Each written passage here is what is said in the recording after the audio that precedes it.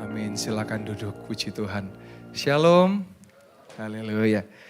Boleh senggol kanan kiri katakan, aku sehat. Boleh senggol kanan katakan, aku diberkati. Dan yang percaya katakan, amin, amin, amin. Sekali lagi kita boleh kasih tepuk tangan buat Tuhan Yesus. Puji Tuhan, bersyukur Tuhan berikan cuaca yang cerah, hari ini sangat-sangat cerah. Dan saya percaya mujizat demi mujizat masih terjadi. Yang percaya katakan, amin. Kita mau belajar ya, kalau ada firman Tuhan kita mesti responi. Kalau ada kata-kata amin, kita amini. Kalau ada satu kesaksian, kita tepuk tangan. Kita harus belajar, karena ketika kita meresponi firman Tuhan, maka firman itu hidup di dalam hidup kita. Jadi sekali lagi, ada amin? Mau katakan amin? Mujizat masih terjadi? Kita kasih tepuk tangan buat kemuliaan nama Tuhan. Mari kita budayakan itu ya. Saya pun juga belajar. Kadang-kadang memang harus tahan malu. Ketika firman Tuhan ketika kemarin saya dengar firman Tuhan, minggu lalu saya dengar, saya selalu katakan yes, amin, haleluya. Dari depan saya tepuk tangan, walaupun yang lain gak tepuk tangan, gak apa-apa. Firman itu hidup di dalam diri saya kok. Kan gak rugi saya, yang untung saya. Nah kita mau belajar, gereja Betania Australia Malang itu punya kultur menghidupi firman Tuhan. Ada amin? Ya, boleh sekali lagi kita kasih tepuk tangan buat kemuliaan nama Tuhan. Ya. Penting sekali ini. Kenapa? Karena supaya itu firman itu hidup dalam hidup kita. Dan ketika firman itu hidup dalam diri kita, yaitu adalah Allah itu sendiri, maka saya yakin hidup kita setiap hari akan mengalami hal-hal yang luar biasa. Dan saya percaya mujizat itu menjadi hal yang biasa kok, bukan hal yang luar biasa. Karena mujizat itu bonus buat orang percaya. Siapa yang utama? Pribadi Yesus dalam hidup kita. Saya percaya bahwa segala sesuatu yang kelihatan, itu dimulai dari tempat yang gak kelihatan. Anda gak bisa berbohong, Bapak Ibu Saudara. Kelihatannya Anda mau tegar, padahal di tempat tersembunyi Anda suka nangis-nangis sendiri. Senyum depan orang, seakan-akan gak ada apa-apa. Di kamar, jerit nangis-nangis, nyetel lagu galau. Update status galau, di WA cuman close friend saja yang bisa melihat. Tetapi tidak ada yang tersembunyi di hadapan Tuhan. Sesuatu yang kelihatan dimulai dari tempat yang tidak kelihatan. Sangat menentukan. Kita mau belajar sama-sama. Kita lihat di Matius 6 ayat yang ke-5 sampai yang ke-8. Matius 6 ayat yang ke-5 sampai yang ke-8. Yesus mengajar kepada setiap kita tentang yang namanya hal berdoa. Kita tahu doa yang paling terkenal namanya doa apa? Doa Yabes. Wah seneng ini memperluas daerah gitu ya. Doa apa? Doa Bapa, dikatakan bukan kehendakku yang terjadi tetapi seberapa sering kita paksa Tuhan untuk jawab kehendak kita. Tapi Yesus dalam kemanusiaannya, jadi Yesus adalah Tuhan yang menjadi manusia. Dia adalah Allah yang menjadi daging dalam inkarnasinya. Dia mau ngajar kepada setiap kita bahwa Yesus juga mau mengikuti kehendak Bapa. Bukan kehendak dia yang jadi, tapi kehendak Bapa yang terjadi dalam hidup kita. Nah kita akan melihat di ayat yang ke-5, dikatakan firman Tuhan berkata, dan apabila kamu berdoa, janganlah berdoa seperti orang munafik. Siapa sering kita kepingin supaya kelihatan suci? Wah di tengah jalan kita berdoa sambil angkat tangan gitu ya. Manusia mungkin melihat topeng, tapi Tuhan tahu isi hati kita. Jangan berdoa seperti orang munafik. Mereka suka mengucapkan doanya dengan berdiri dalam rumah-rumah ibadat dan pada tikungan-tikungan jalan raya. Supaya mereka dilihat orang. Ya, aku berkata kepadamu, sesungguhnya mereka sudah mendapat upahnya. Upahnya apa? Ya hal yang memalukan. Karena mereka sebetulnya bukan lagi doa sama Tuhan. Mereka kepengen dilihat suci sama orang. Nah, Anda akan bisa relate, saya berdoa setiap Anda suatu saat bisa berangkat ke Israel. Ada amin? Nanti pilotnya Koko Fonggi ya, bisa terbang tapi tidak bisa mendarat ya. Kalau Anda berangkat ke Israel, nanti Anda akan menemukan orang-orang yang biasanya mereka pakai talit. Talit itu jadi seperti jubah atau jumbai jubah yang juga dipakai oleh Yesus pada masa itu. Nanti mereka akan pakai itu dan nanti mereka di jalan-jalan akan seperti goyang-goyang gitu. Biasanya mereka akan baca Taurat seperti Mazmur 23 misalnya. Tuhan adalah gembalaku, takkan kekurangan aku. Suatu ketika kita bawa peserta ikut-ikut, pengen nyoba ikut-ikut. Lah kok beneran bisa goyang-goyang gitu ya. Tersugesti mungkin ya. Jadi mereka lakukan itu supaya mereka terlihat suci. Serba banyak kita pakai topeng. Kita ke gereja bukan lagi pasang topeng. Kita ke gereja karena kita butuh berjumpa dengan Yesus. Ini bicara apa? Hubungan. Mari kita cross check hubungan kita dengan Tuhan bagaimana hari-hari ini. Apakah hubungan kemunafikan? Kepengen dilihat orang suci? Kepengen dilihat orang keren? Di sosmednya? Wow, lagi di gereja coy. Padahal habis gereja, jedut. Apakah seperti itu? Kita lihat ayat yang ke-6. Yang selanjutnya ayat yang ke-6 dikatakan. Tetapi jika engkau berdoa, sama-sama katakan berdoa. Masuklah ke dalam kamarmu, tutuplah pintu, kunci rapat-rapat dan berdoalah kepada Bapamu yang ada di tempat tersembunyi. Maka Bapamu yang melihat yang tersembunyi akan membalasnya kepadamu. Di awal saya sudah bilang, segala sesuatu yang kelihatan dimulai dari tempat yang tidak kelihatan. Di mana? Di rumah Anda. Gimana situasi di rumah Anda? Tidak bisa dibohongi. Saya sering ngobrol dengan anak-anak muda, saya sentil aja. Gimana papamu? Langsung nangis. Terjadi apa? Kepahitan sama papanya. Saya sentil sedikit, gimana Pak istrinya? Istri macam apa? Wah.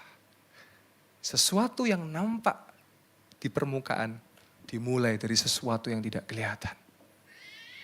Bagaimana Anda bisa menjalani hidup ini? Jadi ayat 6 ini. Banyaklah berdoa di tempat yang tersembunyi. Saya percaya kita pasti punya, di rumah kan ada ruangan yang kosong. Anda bisa pakai di situ. Anda sujud berdoa. Mau nangis, nangis jadi-jadian. Jadilah. Mau teriak, teriaklah. Berseru, berserulah. Jangan gengsi, di hadapan Tuhan jangan gengsi. Sering kita di hadapan Tuhan gengsi ya. Beberapa banyak yang WA ke saya. Pak, saya tuh pengen maju didoakan tapi saya gengsi.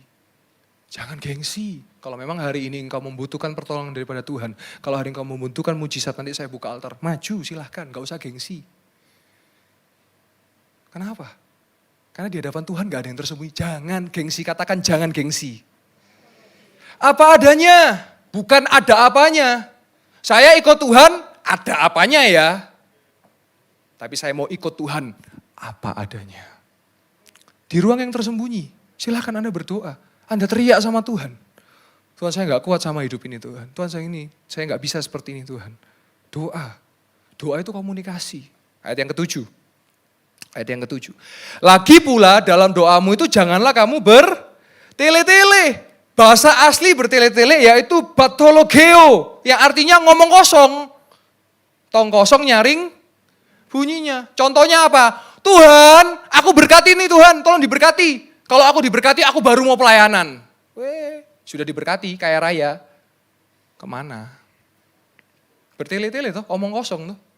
Sudah banyak sih sering kita ketemu gitu. Banyak tuh, banyak. Wakeh.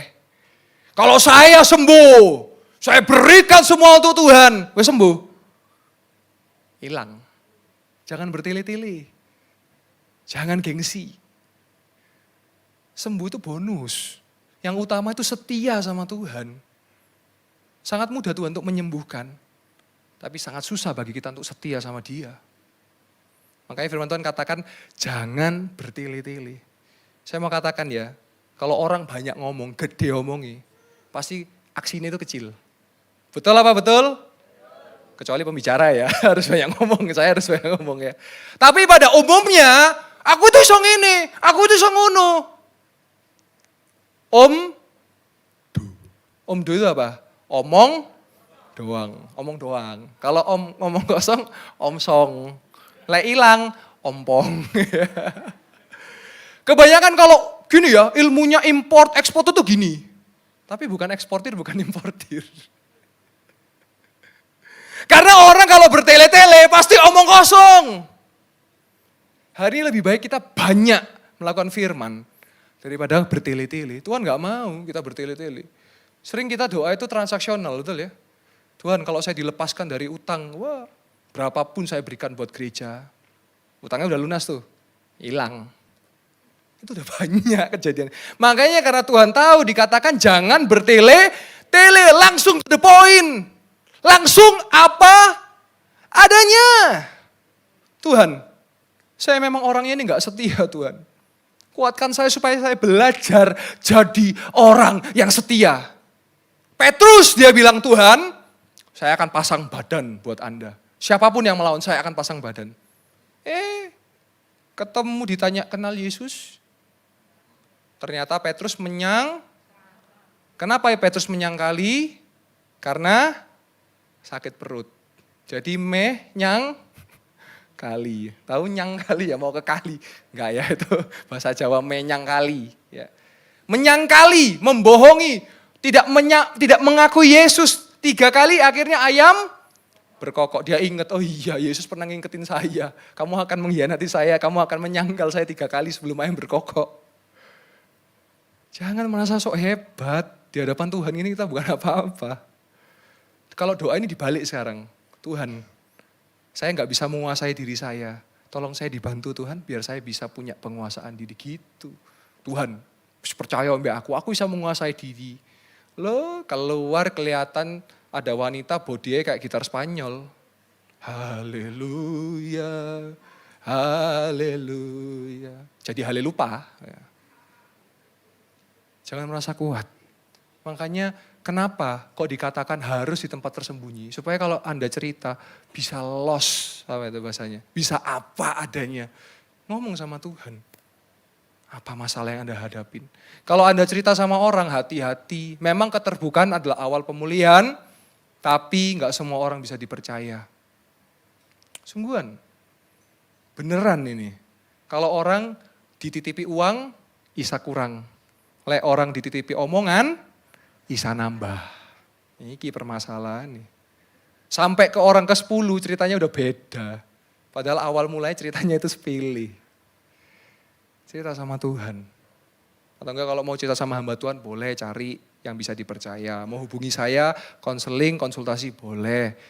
Saya yakinkan saya bisa dipercaya, kredibel. Karena tanggung jawab saya bukan sama manusia tapi sama Tuhan. Kita lanjut ayat yang ke-7. Ayat yang ke-7 ya, balik ke sebelumnya.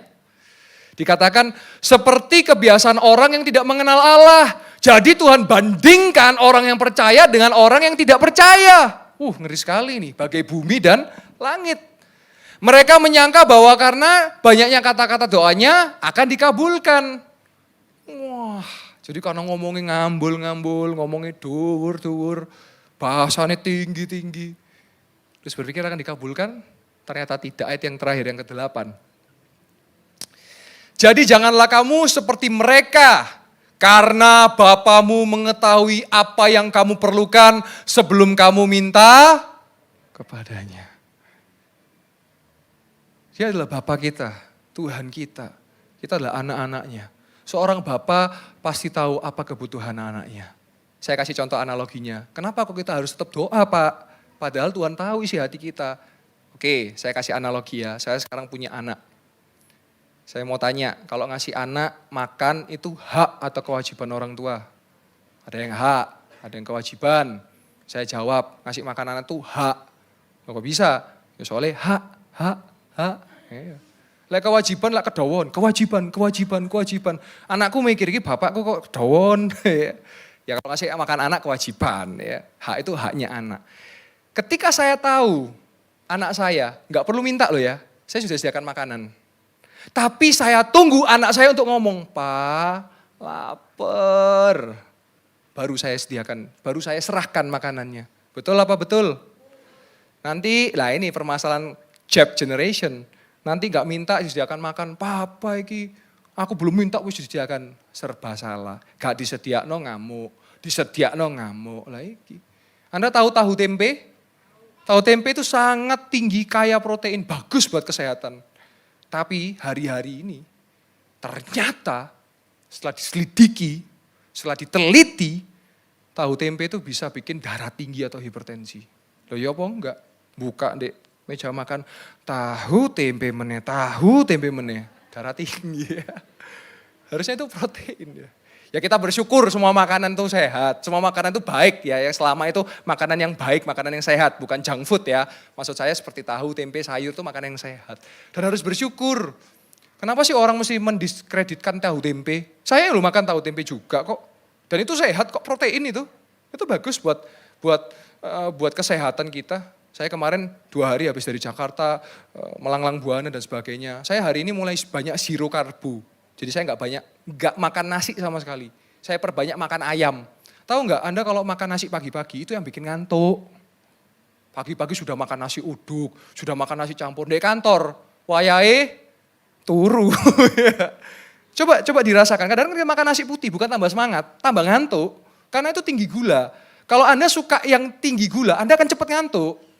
Saya banyak makan protein ayam, telur, ya, tahu, tempe. Nah kembali ke analogi yang tadi. Jadi Bapak sudah menyediakan. Dan ketika kita meminta, kalau sesuai dengan tujuan yang baik, Tuhan akan mengabulkan doa kita. Nah kita lihat ayat kesukaan kita semua. Ayat terakhir ya. 1 Tesalonika 5 ayat 17. Cuma 2 kata aja ini, pasti hafal. Tetaplah,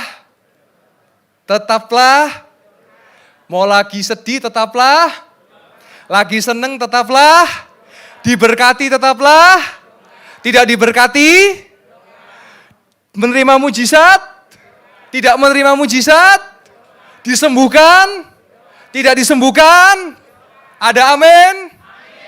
Kasih tepuk tangan buat kemuliaan nama Tuhan. Kesalahan yang sering kali terjadi dalam kehidupan kekristenan, doa itu dianggap mantra, dianggap jimat, dianggap sesuatu transaksional. Jadi apa? Doa minta-minta. Padahal doa dalam bahasa aslinya itu prosekomai, artinya apa? Kita berhadapan muka dengan Tuhan. Itu artinya doa itu gitu. Bertemu muka dengan muka. Saya mau tanya, kalau kita memposisikan diri kita ketemu dengan bapak kita, ayah kita, apakah kita langsung datang minta-minta? Atau kita datang, Pak aku mau cerita Pak, hari ini di sekolah, Pak aku mau cerita Pak, hari ini aku di kuliahku, Pak aku mau cerita Pak, ini mau konsultasi pekerjaanku. Apa kita langsung minta-minta?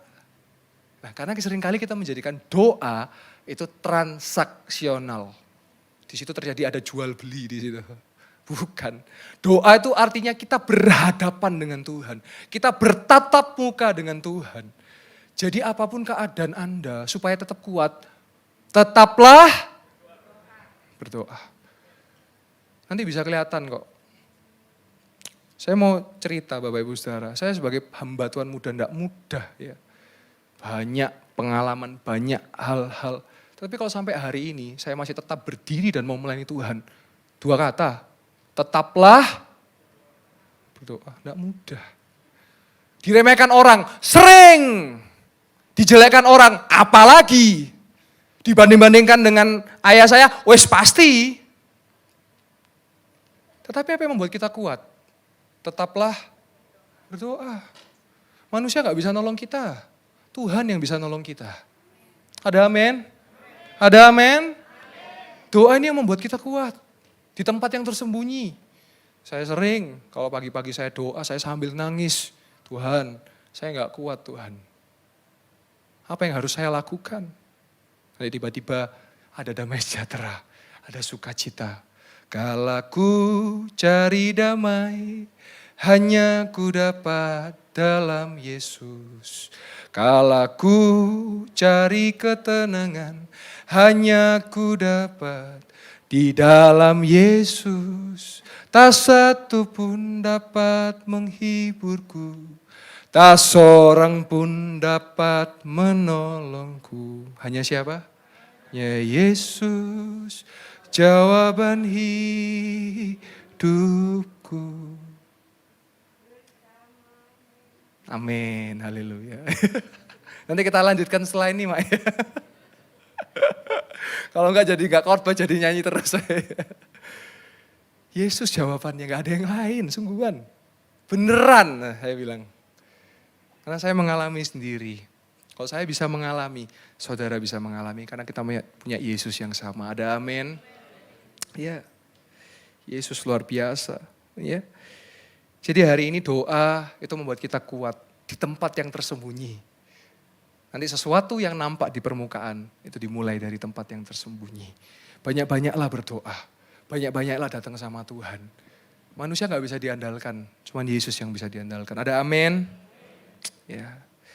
Baik, sebelum kita akan sama-sama berdoa, saya mau menyaksikan beberapa kesaksian yang terjadi dalam minggu-minggu ini. Percaya mujizat masih terjadi?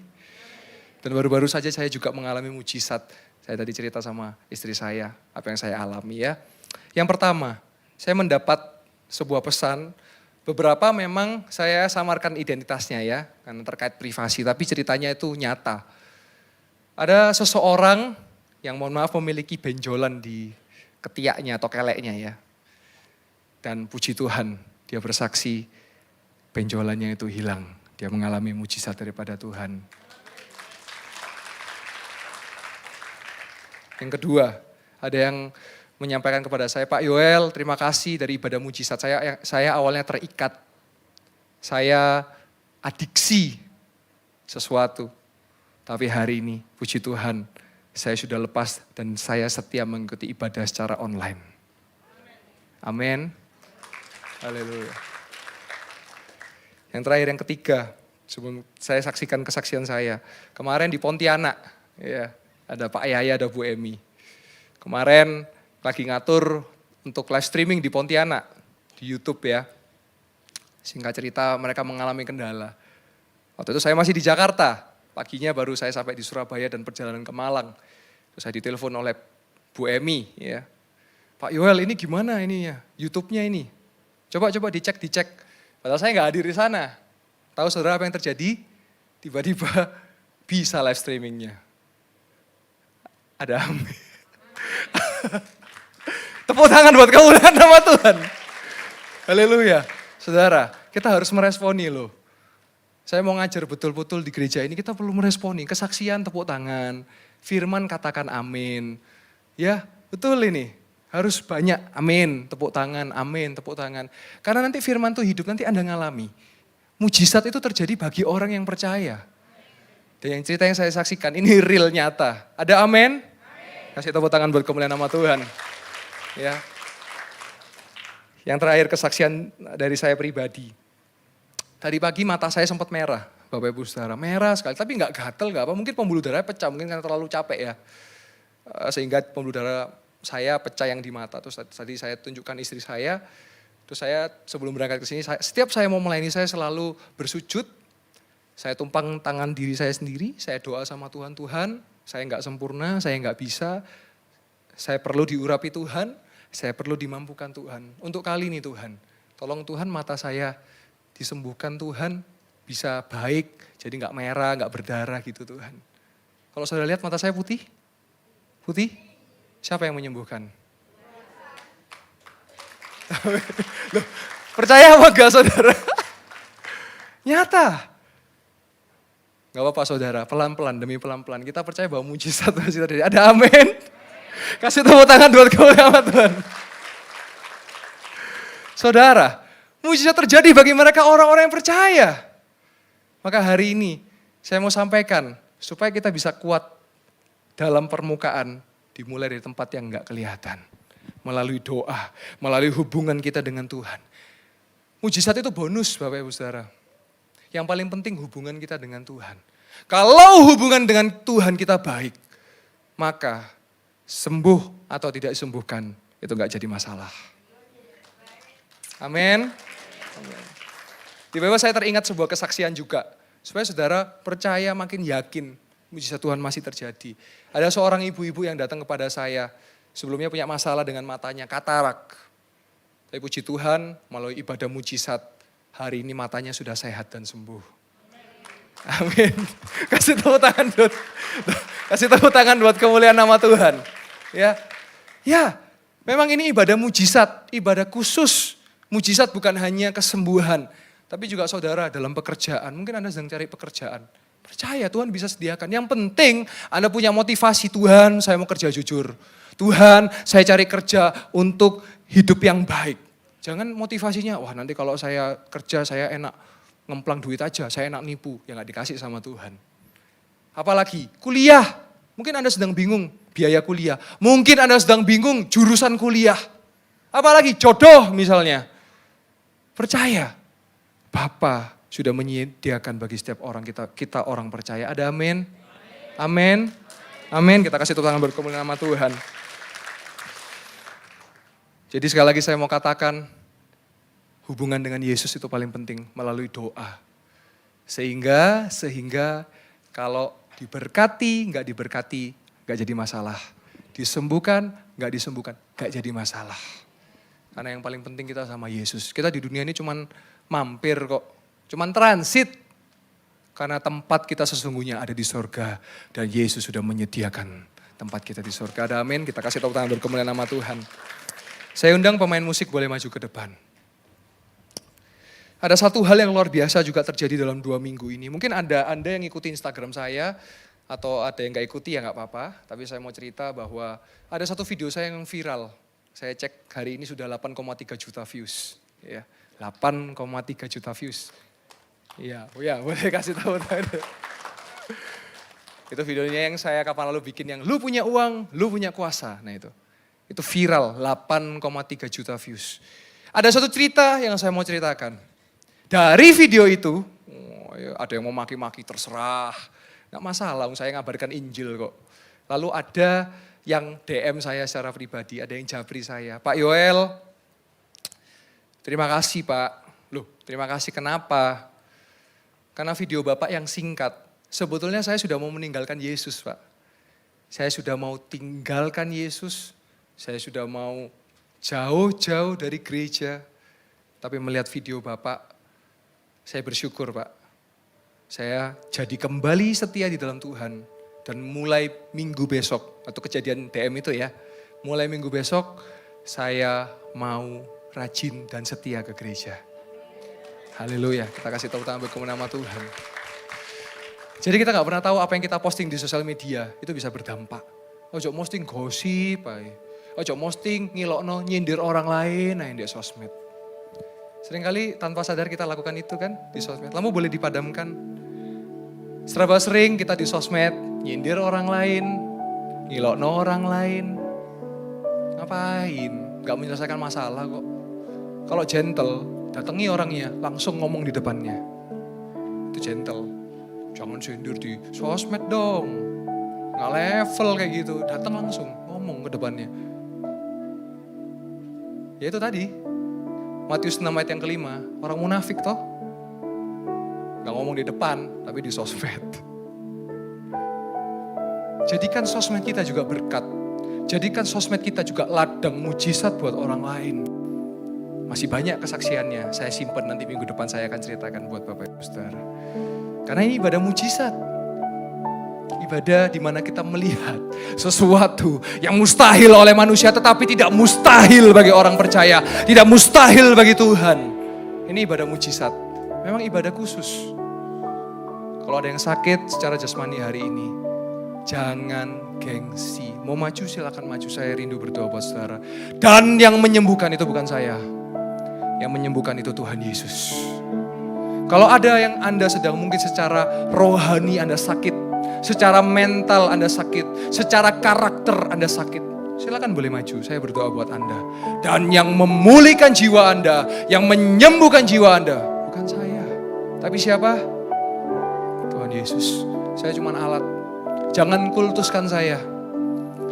Jangan dewakan saya. Jangan tuhankan saya. Saya bukan Tuhan. Saya cuma hamba Tuhan. Dalam bahasa aslinya, hamba itu dulus. Dulus artinya apa? Budak. Saya ini budaknya Tuhan. Saya cuma mau dipakai Tuhan. Saya cuma mau ikut apa maunya Tuhan. Dan hari ini Tuhan mau mengadakan mujizat bagi setiap orang yang percaya. Kalau ada yang sakit, sebentar lagi saya akan membuka altar. Anda boleh maju. Kalau ada yang lemah mau butuh dikuatkan, Anda boleh maju. Mungkin Anda sedang mengalami masalah keuangan, Anda boleh maju. Saya mau katakan kalau Anda sudah menerima mujizat, jangan fokus sama mujizatnya, tapi fokus sama Yesusnya. Fokus sama Sang Pembuat mujizat.